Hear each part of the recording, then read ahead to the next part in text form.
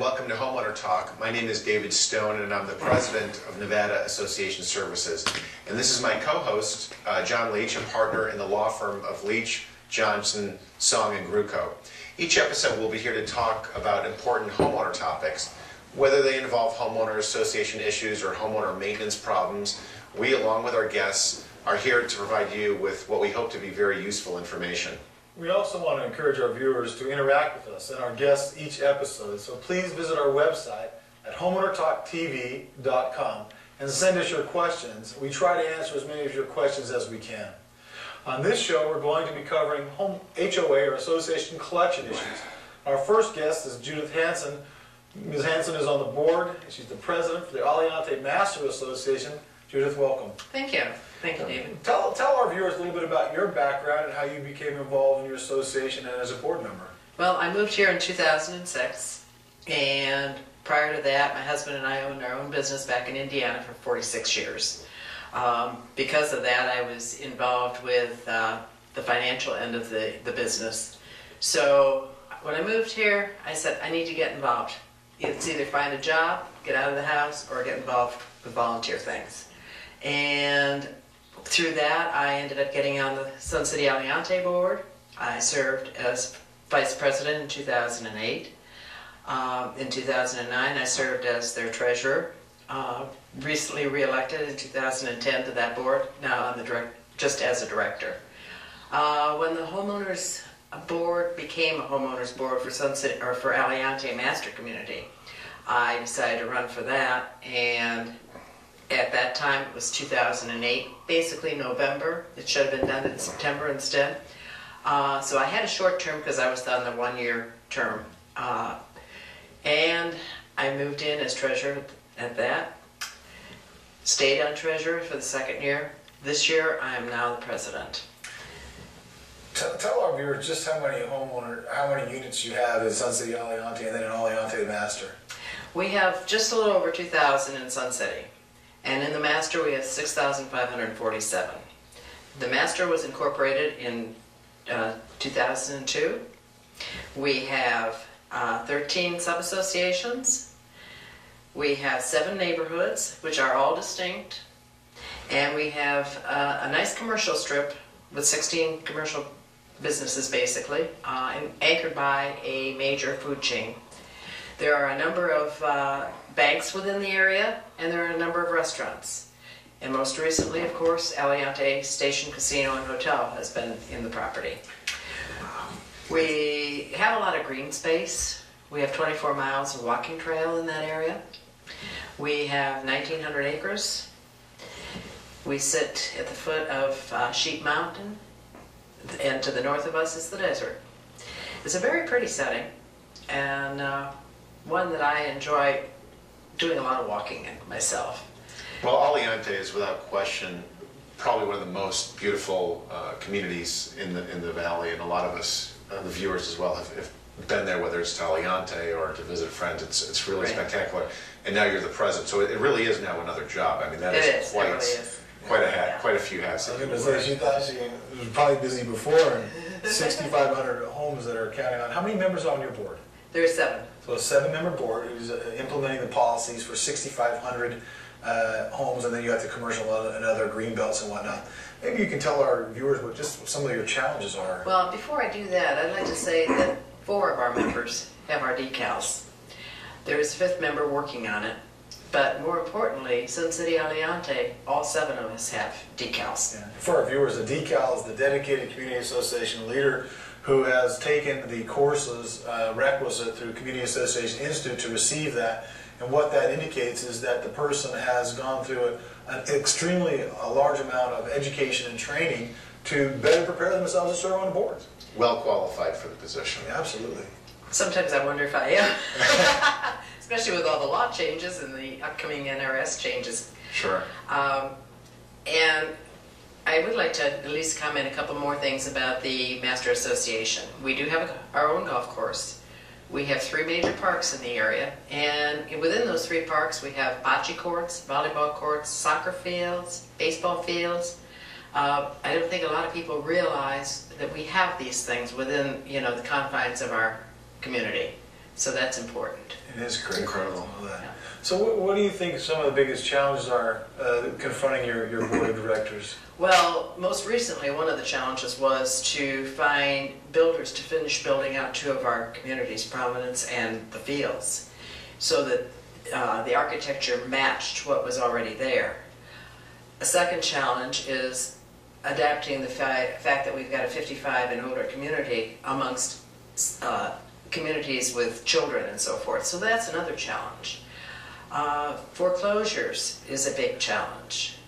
And the other one that I have, which kind of tugs at my heartstrings, is to get volunteers. In regards to foreclosures, we have a large delinquency. Unfortunately, I did not bring those numbers. Since I'm no longer treasurer of them, I don't look at those numbers on a monthly basis. But one of our challenges is the fact that so many of our homes are owned by military. And of course, you can't really foreclose on the military. You can get your assessments from the military, but you can't foreclose on their homes. And so when we start a process of putting a lien on a home or an intent to lien, we don't know that that home is owned by a military, which makes it, challenging and difficult. And so sometimes we get started on a process and have to stop the process. So I know that the law currently requires all associations to have a collection policy, a policy that they are going to implement to try and collect those assessments. You brought out some great points, military issues and other things like that. Maybe you can share with our viewers a little bit about the Aliante collection policy, or why that's helpful to have that policy. Well, it is helpful because it gives you an even playing field amongst all the homeowners. They know what is involved in collections. In 2002, the declarant had a collection policy, and of course that was fine for them, but once the board took over, we had to do our own collection policy, and that's been published on the website that we have. It's been published in our magazine, the Aliante Area, and it is available. It goes out with all the budget mailings. It identifies that when we receive money, the money goes in a certain set, to assessments, and then to late fees, interest. It also states within that collection policy that at 60 days we can file an intent to lien, and at 75, lien the property. And that's very important. That's very important to have. But I think what's equally important, and I think which is sort of one of the shining stars of Aliante, is that the board, I'm well aware, works with homeowners. I know you encourage communication with your membership, but when you have that many people living in that community, you have to be able to listen to people, not just on payment schedules, but dealing with short sales. I know you're dealing with short sales right now. Communication is key, always. And I have a great management company working for us and great staff right there in adjacent to the Aliante area. So it makes it nice for homeowners to be able to at least call and talk to a face. And you have your management office right within the community, or just no, off it? It's about 2 miles from. Very close. Yeah, so you're never more than a few minutes away if you want to come in and speak to somebody. Right. Well, we all know that the economy's been rough on residents in the valley, and you alluded to some of that by talking about the delinquencies. Are you finding that when your collection policy is implemented, even if you have to do the liens and start the collection or foreclosure process, are you finding that it is successful, that it's bringing in those monies? Yes, it is. And the best part is if we can get these homeowners on a payment plan, at least they know that that money is going to par down, and that's important. Because if you're looking at a $700 or $800 charge, you don't have that money to pay it out right away.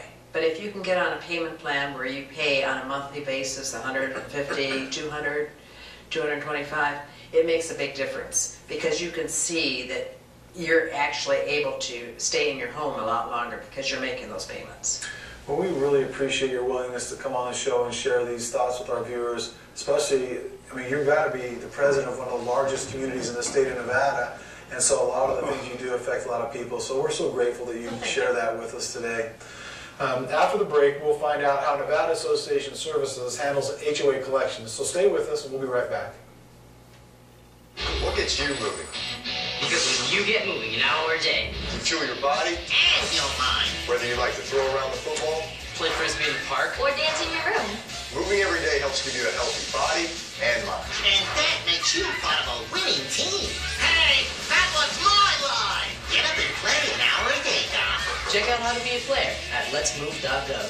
Head online to get tips on great ways to get moving every day. That's www.letsmove.gov. Waves of foreclosures have slammed Las Vegas, the epicenter of the foreclosure crisis. The maze of paperwork and red tape can be daunting. Who do you turn to? Where do you start?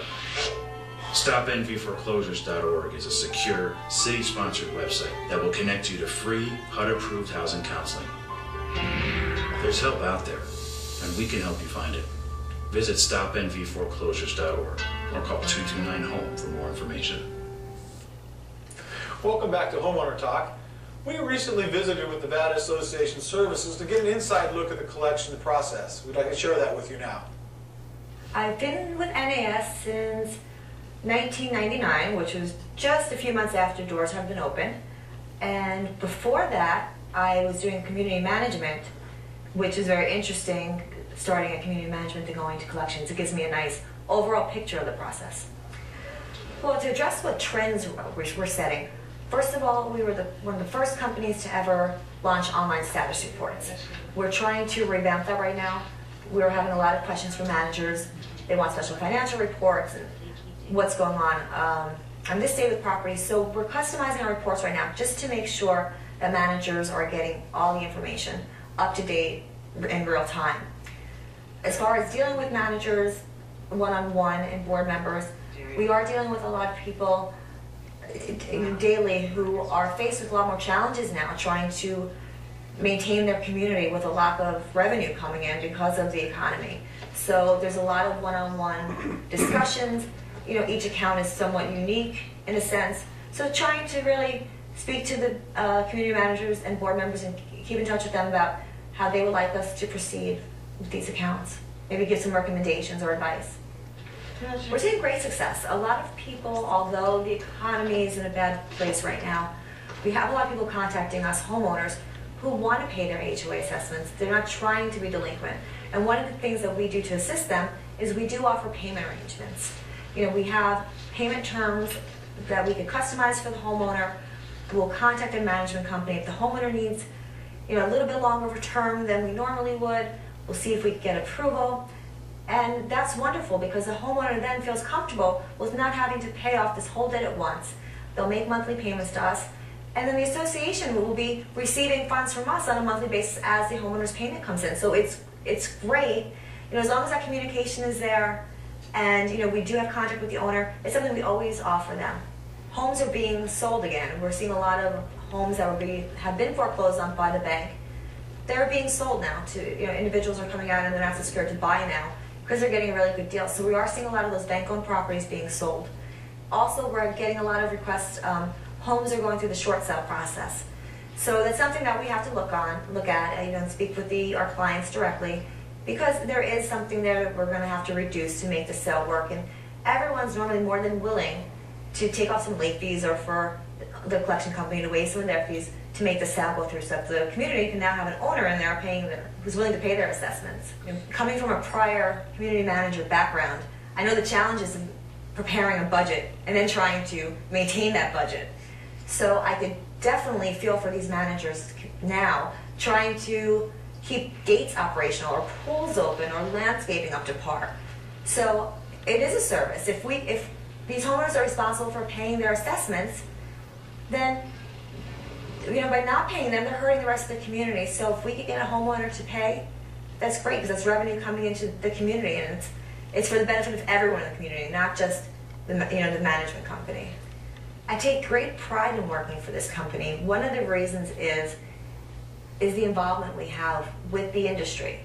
We're not just a company trying to better ourselves. We understand that to be a great company, we have to be aware of everything that's going on. We only do assessment collections. So that's our main focus from, you know, the whole entire day is all we're focusing on. We have people in our company who are involved in legislation. So we stay on top of current events and to know what's going on in our industry, what could change our industry. So all this information is very valuable, and it's stuff that we could pass along to our clients. Now we'd like to please welcome Kirby Gruco Jr. He is an attorney, a shareholder with the law firm of Leach, Johnson, Song, and Gruco. Kirby, first of all, I want to welcome you to the show. It's a pleasure having you here. We usually do our seminars together, so it's nice seeing you in this type of setting, but thank you very much for being here. Well, thank you for inviting me, David. Before we get into this, perhaps you can just give us a little background, your history, how you got involved with HOAs, law school, and so forth. We'd love to hear a little bit of your background. That's a whole lot of things, but... Well, we got time, so... Well, I've practiced law for about 13 years now. I'm currently with Leach, Johnson, Song, and Gruco. I started out my career in 1998 with Centura Driggs Walsh, Kearney Johnson, and Thompson. That's where John and I met each other. We've practiced together for about 12 years now. We've been partners for a number of years. Great guy, love John to death. And I practice in common interest communities and bankruptcy law. I have other areas of practice too, but that's the focus of our show today. I have represented a number of HOAs as general counsel, litigation counsel. Of course, I do the bankruptcy work for the HOAs that need the work. The types of bankruptcies I've been involved in for common interest communities involve developer bankruptcies where the developers file bankruptcy. There's still transition issues involved. I've helped the HOA resolve the transition issues. The developer may owe assessments or reserve fund subsidies. I've helped the HOAs resolve those issues, as well as other types of issues involved in the bankruptcies with developers. Additionally, many bankruptcies are filed by individuals or corporate owners of the property. The HOA may have a claim for unpaid assessments or other obligations such as violation fines and outstanding violations. I've assisted the HOAs in prosecuting those claims and helping them get that resolved through the bankruptcy. You know, when someone mentions HOAs and bankruptcies, you're usually one of the top 2 or 3 people that come into mind, and you're always up there. How did you get so involved and develop such an expertise in dealing with community associations, and particularly with bankruptcies? Because there's a lot of bad information floating out there, and you sort of are sort of the flagship of the person to go to when there's an HOA bankruptcy issue. So how did you get involved in that, and what are some of the unique aspects to HOAs in dealing with homeowners associations? Well, first of all, thank you for the compliment. And second, when you're dealing with a bankruptcy issue and involving a common interest community, what many people don't understand is that you have to deal with NRS 116 as well as the bankruptcy code. I'm not aware of any other attorney out there, and I don't mean to offend anybody if they're watching the show, but I'm not aware of any other attorney out there that has practiced in both NRS 116 and common interest community law as well as bankruptcy law and put the two together so that they can meld those two areas of law and practice productively in that. For instance, in my office earlier today, I was dealing with an issue with one of my associates trying to educate another attorney who is involved in bankruptcy but has never dealt with an NRS 116 issue or a common interest community issue. And as many people that are probably watching the show know, there's certain issues involving HOAs that don't involve other clients, such as the super priority rules, NRS 116.3116, and the automatically perfecting statutory lien. And one of the things we were trying to educate that attorney on was that there is an automatically perfected lien, and the position that was being taken was that you don't have a lien until you've recorded one. And we disagreed with that, and we've been successful with that argument before in the bankruptcy courts. And pursuing the claims, even though there wasn't a notice of lien recorded before the bankruptcy. And I found in dealing with collections, that's probably one of the biggest misconceptions of our industry dealing with bankruptcy specifically, not only with attorneys, expert attorneys in bankruptcy, or so they claim to be, and board members, but the obligation to pay an assessment is a secured obligation. You don't have to record a notice of lien. We don't record liens in this state. We record notices of lien, and the lien is statutory. So you probably deal with it on a regular basis, as do we. And I don't think most people understand, and you can certainly elaborate on this, I don't think most people understand the significance in the fact that it's a statutory lien and that it's not a recorded document. It's by statute an automatic lien. And there are benefits to that I think is overlooked quite often. And you're exactly right. You're exactly right. One of the first things that happens in a bankruptcy, if you're dealing with somebody who wants to contest the association's claim, is to argue it's unsecured because there hasn't been a document recorded to identify the amount owed. But what these attorneys or these individuals, if they're homeowners, don't understand is that by recording the CC&Rs, you've now had a recorded instrument on the property that identifies the obligations that are owed. And if they're not paid at the time the bankruptcy is filed, then there's an automatically perfected lien under NRS 116.3116, just by nature of having the CC&Rs recorded against the property. So there's no other recording necessary. They notice a lien is recorded to pursue the foreclosure process or for other reasons to put title or other people on notice there's an outstanding obligation.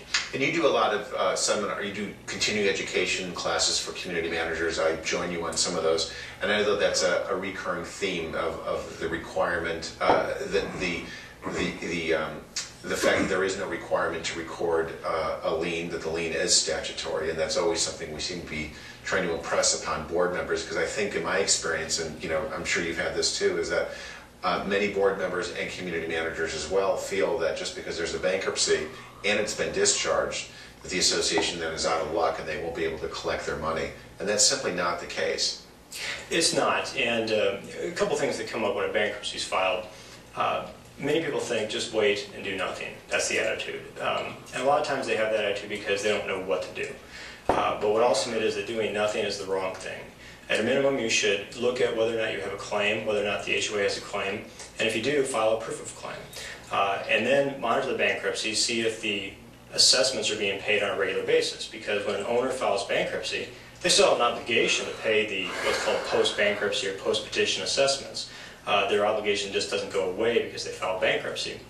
But there's a lot of homeowners and a lot of homeowners attorneys who feel that is the case. So we regularly deal with that also. So what an HOA should do is monitor the bankruptcy to see if the post-petition assessments are being paid, and if not, then there's actions that can be taken to obtain the payment or go to the court and seek relief. Now what happens when a bankruptcy is filed is that now you're subject to the court's jurisdiction, the bankruptcy court's jurisdiction, so you have to comply with the bankruptcy code, you have to ask the court for permission to do certain things, you can't continue your foreclosure actions. One of the things that happens when a bankruptcy is filed is what's called a 11 U.S.C. 362 automatic stay. What that does is it prohibits creditors, such as homeowners associations, from pursuing their claims against the debtors without seeking bankruptcy court permission. So it automatically stays creditors' activities, including recording of notices of liens or NODs, or sending letters saying you owe this amount for the pre-petition balance. You just can't do those things. There are a number of things you can legally do, but you have to make sure that you comply with the bankruptcy code, the wording's right, and you're not violating the automatic stay, because there are some severe repercussions for doing so. Yeah, you have to get the okay from the court at that point for everything that you want to do. We only have a couple minutes left, and I want to touch on briefly some of the what you're seeing going on now with community associations in regard to in regards to collections in general, and any legal issues that you have seen have sort of popped up recently that might be on the radar in the last couple of minutes that we have. Maybe you can comment on any thoughts on that. Okay. The issues I've seen associations dealing with in collections is definitely an increase in collections, an increase in delinquencies. There's been an increase in bankruptcies. I just had a manager call me the other day, and one of the classes you and I taught that we teach 2 or 3 times a year, she said that she came to the class and she felt like she learned a lot, and she only had a few bankruptcies, so it wasn't really important at that point in time to do something more to educate herself. She said in the few months since she had attended the class, the number of bankruptcies had quadrupled. So just in a few months, they went from very few to whatever that number was, and it just ballooned up. It ballooned up, and she was in the 20 or 30s now in a community that previously only had 6 or 7.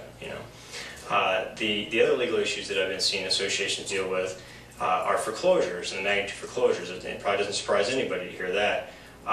But it depends on if you're an association that's in a gated versus non-gated community. There's different issues that crop up, like access issues. I was just talking to a client the other day about they have a property that's been foreclosed, the bank hasn't recorded the deed yet, there's still a person living in the property, they haven't been evicted. What do you do with access controls? These issues are cropping up.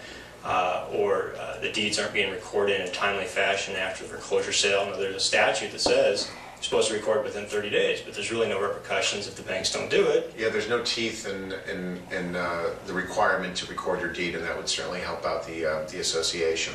Kirby, thank you very much for offering all that information. It's been very useful. And when we come back, we'll answer a viewer question, and we'll be right back with John. Thank you. If you're a small business owner in search of affordable office space, the Urban Chamber of Commerce and the City of Las Vegas Redevelopment Agency have a great opportunity for you. You could become part of the Urban Chamber of Commerce Business Development Center, a 17,000 square foot facility offering flexible spaces that can be used for office or light industrial purposes. Just fill out an application. The forms are available at urbanchamber.org and lbrda.org, or call the numbers on your screen for more information. Congratulations! I'm sure you'll have many happy years here. Except for you, because you'll be gone 3 years from now, struck down by the same disease that got your father. Sadly, it could have been detected early with a simple test. For a list of tests every man should have, go to ahrq.gov. Hello and welcome back to Homeowner Talk. We received a viewer question from Stan. And Stan asked the question, if my HOA ends up owning a house from a foreclosure sale, will our HOA be responsible for paying the mortgage payment? And what about insurance on the property? John, what are your thoughts on this one? David, the Reader's Digest answer is no. You do not have to pay the mortgage. The mortgage is a contract between the former owner and the lender. The association is not in privy to that contract and has no obligation to make the payment. But it brings up the reality that eventually someday the mortgage company or lender is going to decide that we haven't been paid and we're going to foreclose on the property. And that's perfect. Yeah, they can. So eventually the property that the association purchased at its foreclosure sale may be foreclosed by the lender, and the association would then be divested of any ownership in it. But during the time that the HOA owns it and the time that the lender ultimately forecloses, the association does not have to pay the mortgage. The other issue, though, which is a little more delicate, is insurance, because once you own the property, I don't know what the association is going to do with it. If they're going to lease out that property, and there's people that are occupying the property, there's a liability issue. It's your property. If it's not insured, then could you be liable if there's a slip and fall or accident on the property? The answer is yes. So the association needs to take steps to make sure that the property is insured, all from that risk liability issue. But again, mortgages, the answer is no. And insurance, I think they really need to look into that to protect themselves from any potential liability. And I think that's one of the most common misconceptions. If an association, in the very unusual case that they do foreclose on a piece of property, I still get comments from boards saying, do we need to pay the mortgage? And they're worried that it's going to affect the association's credit or something like that. And I spend a lot of time explaining to them they have no obligation to do it. The bank may take the property from the association if no one's paying them, but that's fine. The only credit that's affected is that of the former owner, so they can sleep better tonight. Absolutely. We encourage all of our viewers to ask more questions through our website, homeownertalktv.com. And I want to thank our guests, Judith Hansen, Debbie Kluska, and Kirby Gruco. And that's all for this edition of Homeowner Talk. We'd like to thank our partners on this show, the Management Trust, Alliance Association Financial Services, Classic Landscapes, Western Risk Insurance, and Nevada Association Services. Remember, you can always find information about this program, and you can also drop us a line at homeownertalktv.com. Thanks for joining us, and we'll see you next time right here on Homeowner Talk.